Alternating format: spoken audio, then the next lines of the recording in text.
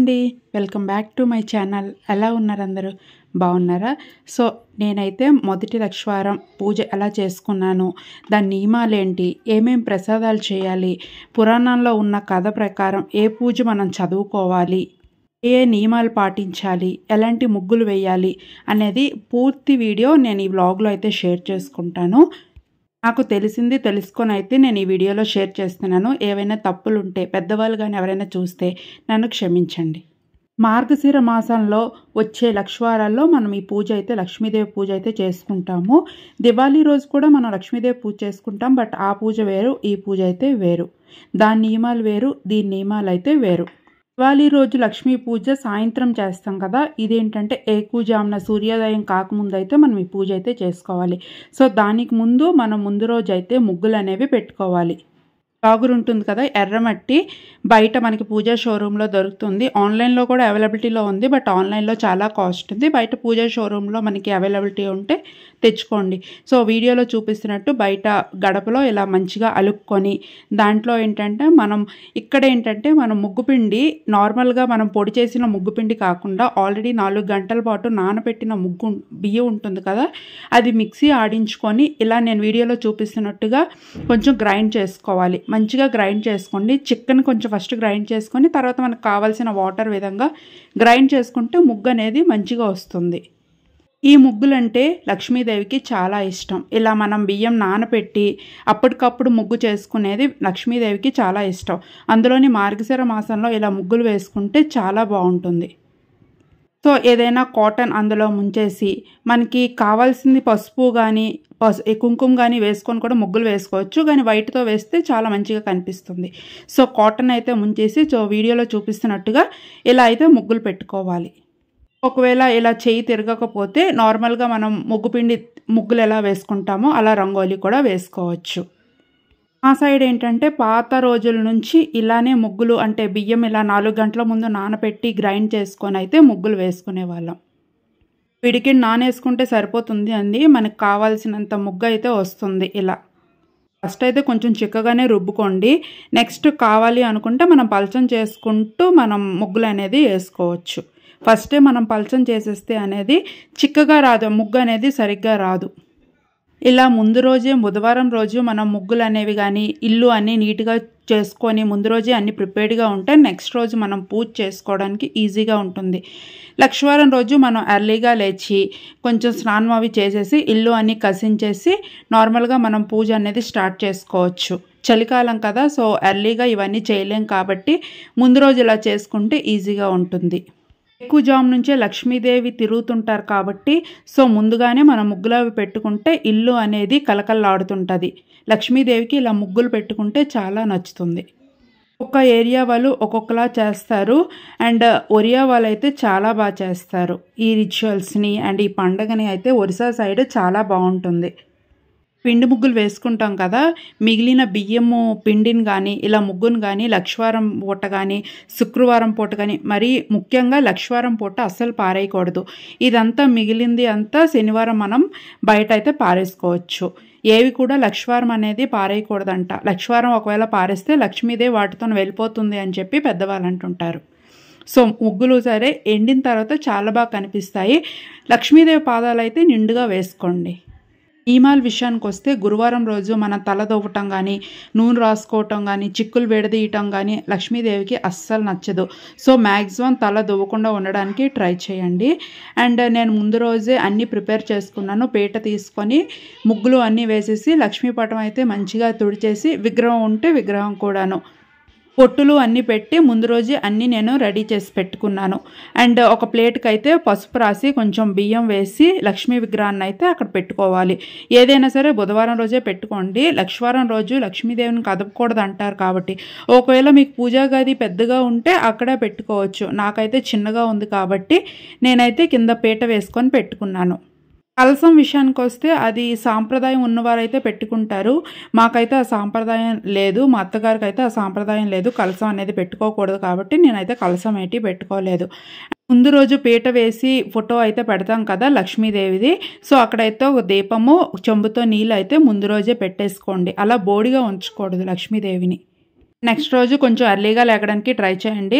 And పాక్కాయలు ఉంటాయి కదా వీడియోలో చూపిస్తున్నట్టుగా, అవి లక్ష్మీదేవి అని స్వరూపంగా భావిస్తూ అయితే మనం పూజ చేస్తాము. మా సైడ్ అయితే ఆవు పళ్ళు అంటారు, బట్ ఆవు పళ్ళు ఉన్న వాళ్ళైతే పూజిస్తారు. ఆవు పళ్ళు లేకపోతే ఇలా పాక్కాయల్ని తెచ్చుకొని మనం ఫస్ట్ అయితే శుభ్రం చేసుకోవాలి. నీటిలో కడిగి, పసుపు నీటిలో కడిగి, నెక్స్ట్ కొంచెం పంచామృతాల్లో కూడా కడిగేసి దానికి గంధం ఫుల్గా రాసి బొట్లు అయితే పెట్టుకోవాలి. ఎక్కువ బొట్లు పెట్టుకోండి, మళ్ళీ పుచ్చిపోతాయి. నెక్స్ట్ అవి లక్ష్మీ స్వరూపంగా భావిస్తూ దానికి ఫుల్గా దీపం వేస్తూ లక్ష్మీదేవి దగ్గర అయితే మనం పెట్టుకోవాలి. పూజా షోరూంలో అయితే దొరుకుతాయి. ఫస్ట్ అయితే ఇంటి దగ్గర కూడా నిట్టి దీపం పెట్టేసి కింద లక్ష్మీదేవి దగ్గర కూడా దీపం అనేది పెట్టుకొని మిగతా మనం ప్రసాదాలన్నీ అయితే మనం చేసుకోవాలి. ఎందుకంటే ప్రసాదాలు అన్నీ చేసాకైతే లేట్ అవుతుంది. ప్రసాదాలు చేసాక మనం కథ అనేది చదువుకోవచ్చు, బట్ ప్రసాదం చేయకముందు మనం అమ్మవారిని ఫుల్గా అదే లక్ష్మీదేవిని ఫుల్గా అలంకరించేసి పువ్వులు అవి పెట్టి బొట్లు అన్నీ పెట్టేసి దీపాలు పెట్టాక నెయ్యి దీపాలు పెట్టాలి, నూనె దీపాలు కాకుండా. నెక్స్ట్ అయితే మనం ప్రసాదాలు అయితే చేసుకోవాలి. మేమైతే ప్రసాదాలు ఫస్ట్ వారమే కొంచెం 5 రకాలు అయితే చేస్తాము. మా అత్తవారికి ఉన్న సాంప్రదాయం ప్రకారం తిమ్మలం చేస్తాము, పులిహోర, బెల్లం పాయసం, దద్దోజనం, అటుకులు, వడపప్పు, పళ్ళు, పలహారాలు అన్నీ 5 రకాలు అయితే మనం పెట్టుకుంటాము. కొందరు ఏంటంటే ఒక్కొక్క వారం ఒక్కొక్క ప్రసాదం పెట్టుకుంటారు కాబట్టి ఫస్ట్ వారం అయితే నేనైతే ఇలా పెట్టుకున్నాను. ప్రసాదాలు మాత్రం అన్నీ నెయ్యితోనే చేసుకోండి. మీకు కొత్త ధాన్యం దొరికితే ఒక కుండలో వేసుకొని లక్ష్మీదేవి దగ్గర పెట్టుకోండి. నాకైతే లేవు కాబట్టి నేను కొత్త బియ్యం ఉంటాయి కదా, సో అవైతే ఒక కుండలో అయితే వేసుకొని లక్ష్మీదేవి దగ్గర పెట్టుకున్నాను. ఒక గ్లాసులో పాలు, ఒక గ్లాసులో పంచామృతం, చిల్లర్ కాయిన్స్ ఉంటాయి కదా, సో అవి కూడా ఒక వెండి గ్లాసులో కానీ వెండి పళ్ళెంలో కానీ వేసుకొని లక్ష్మీదేవి దగ్గర అయితే పెట్టుకోండి. అలా మీ దగ్గర బంగారం కొత్తవి ఉంటే కొత్తవి పెట్టుకోండి, లేకపోతే పాతవి మాత్రం ఆ రోజు కడగకూడదు. ముందు రోజే బుధవారం రోజే పసుపు నీటితో శుద్ధి చేసుకొని మనం నెక్స్ట్ రోజు అనేది పెట్టుకోవచ్చు, బట్ లక్షవారం మాత్రం కడగకూడదు. అండ్ పాక్కాయలు కడిగిన వాటర్ కానీ పంచామృతాలు కానీ లక్షవారం పారేయకూడదు. కథ విషయానికి వస్తే మార్గశిర మాసంలో లక్ష్మీదేవి భూలోకానికి సంచరించడానికి వస్తారు. రోజు ఎవరు శుచిగా లేకపోవడం చూసి ఒక గ్రామానికి వెళ్తారు, ఒక పల్లెటూరికి. ఆ ఇంట్లో ఒక అవ్వ ముగ్గులు వేసి రంగురంగుల ముగ్గులు వేసి లక్ష్మీదేవిని పూజించడం చూసి సంతోషించి ఆవిడ్ని కటాక్షిస్తారు. లక్ష్మీదేవి అవ్వతో చెప్తారు, మార్గశిర మాసంలో గురువారం నాడు నా పూజ ఎవరైతే నియమాలు నిష్టలతో పాటిస్తారో వాళ్ళకి లక్ష్మీ కటాక్షం, సౌభాగ్యం అనేవి ప్రాప్తిస్తాయి అని చెప్పి. ఇంకొక కథ కూడా ఉంది. ఒక ఊర్లో ఒక బ్రాహ్మణుడికి ఒక సుశీల అనే కూతురు ఉంది. చిన్నతనంలోనే తల్లి చనిపోయినందున సవతి తల్లి బ్రాహ్మణుడు ఇంకొకరిని పెళ్లి చేసుకోగా సవతి తల్లి వస్తుంది. సవతి తల్లి సుశీలకి ఒక బెల్లం ముక్క చేతిలో పెట్టి పిల్లవాడితో ఆడుకోమని చెప్పి మార్గశిర మాసం పూజ అనేది చేసుకుంటారు. సుశీల అనేది ఆ పూజ అనేది తను కూడా మట్టితో ఒక బొమ్మ చేసుకొని బెల్లం ముక్క నైవేద్యంగా పెట్టి పూజ చేసుకుంటుంది. పెళ్ళయ్యాక సుశీల తన పూజ చేసుకున్న లక్ష్మీదేవి విగ్రహాన్ని తన మెట్టినింటికి తీసుకువెళ్ళగా అక్కడ లక్ష్మి అభివృద్ధి చెందుతుంది, కానీ పుట్టిల్లు మాత్రం పేద పరిస్థితికి వెళ్ళిపోతుంది. అది చూసిన సుశీల తన తమ్ముడితో ఇచ్చి పంపుతుంది, కానీ ప్రతిసారి ఏదో విధంగా ధనముని వాళ్ళ తమ్ముడు అనేది పోగొట్టుకుంటాడు. చూసిన సుశీల ఇది కాదు, ఇంకా వాళ్ళ తల్లి చేత లక్ష్మీ పూజ అనేది మార్గశిర మాసంలో చేయిస్తుంది. కానీ చేసిన ప్రతిసారి ఏదో ఒక ఆటంకం రావడం వలన ఇలా తన తల్లి చేత స్వయంగా చేయించాలనుకుంటుంది, అయినా సరే అది వర్తించదు. ఇప్పుడు లక్ష్మీదేవి సుశీలకు ఇలా చెప్తుంది, నువ్వు చిన్నతనంలో నా బొమ్మతో ఆడుతుండగా నీ సవతి తల్లి చీపుడుతో కొడుతుంది. సుశీల క్షమించమని కోరగా ఇంకా లక్ష్మీదేవి మార్గశిర మాసంలో పూజ చేసుకోమనగా ఇంకా యథాప్రకారంగా అంతా మంచి జరుగుతుంది. సో ఈ 2 కథల వెనక సారాంశం ఒక్కటే, మనం మార్గశిర మాసంలో మంచిగా పూజ చేసుకుంటే నియమ నిష్టలతో అమ్మవారిని సంతోషించి లక్ష్మీదేవికి సంతోషపరిచే విధంగా మనం ఉంటే లక్ష్మీదేవి మనకి అనుగ్రహిస్తుంది అని చెప్పి. చాలా పెద్ద స్టోరీస్, బట్ నేను షార్ట్కట్లో అయితే చెప్పాను. పూజ లక్ష్మీదేవి పురాణంలో అయితే మనకి క్లియర్గా డీటెయిల్డ్గా అయితే ఉంటాయి. అండ్ తెల్లారి పూజ అంతా అయిన తర్వాత ఇంకా మధ్యాహ్నం 12 గంటలకి నేను భోగంగా ఇంకా దద్దోజనం అయితే చేశాను. లక్ష్మీదేవికి మధ్యాహ్నం పూట దద్దోజనం అయితే నేను భోగం చేశాను. నైట్ టైము పెరుగు అనేది అస్సలు తినకూడదు, ముఖ్యంగా లక్షవారం అస్సలు తినకూడదు. చిక్కులు ఎప్పడం కానీ తల దువ్వటం కానీ అండ్ ఈవినింగ్ టైం అయ్యాక నూనె కూడా రాసుకోవద్దు. ఏవి చేసినా సరే లక్ష్మీదేవి ఇంటి నుంచి వెళ్ళిపోతుంది అని పెద్దవాళ్ళు అయితే కొన్ని నియమాలు చెప్పారు. మనకి పెద్దవాళ్ళు చెప్తుంటారు పిల్లల్ని ఎప్పుడూ చీపురుతో కొట్టకూడదు. చీపురు అనేది లక్ష్మీ స్వరూపంగా భావిస్తారు అని చెప్పి. ఎన్ని వారాలు చెయ్యాలి అంటే మాకు ఉన్న సాంప్రదాయ ప్రకారం మార్గశిర మాసంలో 4 గురువారాలు ఉంటాయి కదా! ఫస్ట్ 2 గురువారాలు అయితే మంచిగా చేసుకోవాలి. మేమైతే నెలగంటు అని పెడతాము. నెలగంటు పెట్టాక పూజ చేయకూడదు. అంటే పూజ చెయ్యొచ్చు. బట్ ఇలా ఇంత గ్రాండ్‌గా ముగ్గులు అన్నీ పెట్టకుండా నార్మల్‌గా మనం ముగ్గులు పెట్టి లక్ష్మీ పురాణం అవి చదువుకోవచ్చు. ఇలా ముగ్గులు అన్నీ చేసి పక్కన పీట మీద ముగ్గు అదే లక్ష్మీదేవి పెట్టయితే పెట్టక్కర్లేదు.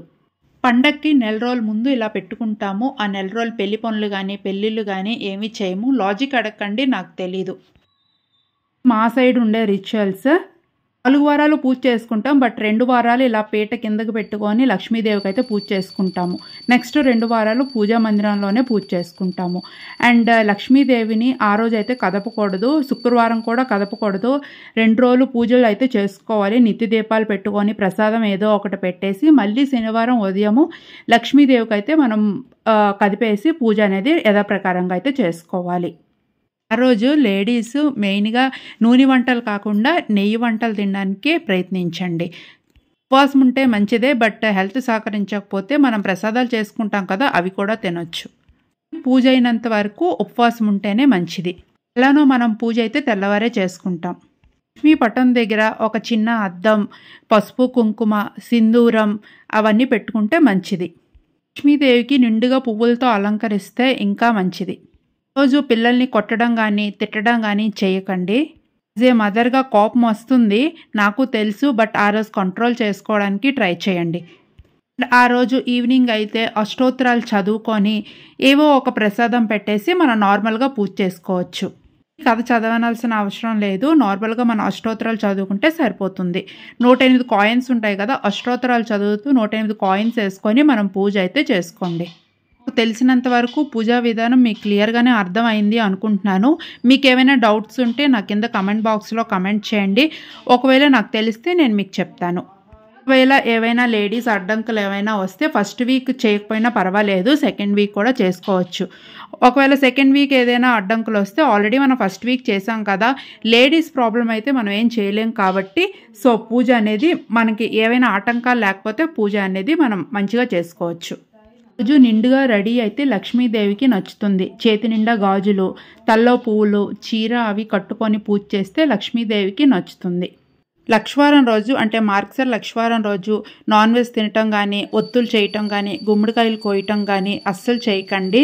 ఎందుకు చేయకూడదు అంటారేమో, లక్ష్మీ పురాణంలో అలానే ఉంది. అండ్ మా అత్తగారు కూడా చెప్పారు ఇలా లక్ష్వారాల పూట గుమ్మడికాయలు లక్ష్వారమే కాదు ఎప్పుడు కూడా లేడీస్ అనేది కోయకూడదంట.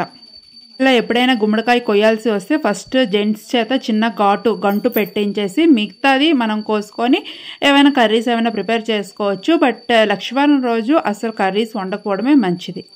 గవ్వలు ఉంటాయి కదా, అవి కూడా మంచిగా శుద్ధి చేసి లక్ష్మీదేవి దగ్గర అయితే పెట్టుకోండి. పూజ అయిన తర్వాత పాక్కాయలో వేసుకొని వేరేగా పెట్టులో అయితే పెట్టుకోవచ్చు.